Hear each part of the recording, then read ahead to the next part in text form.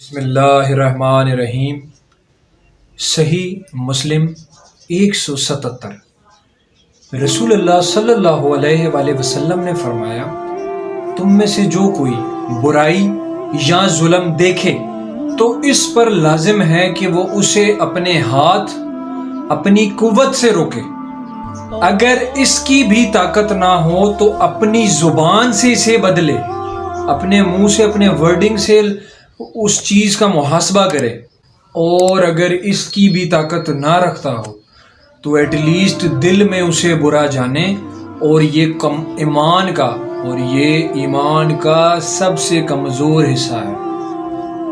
یہ وہ حدیث ہے جو ہم بہت زیادہ سن چکے ہیں مگر عمل نہیں ہے ہمارا۔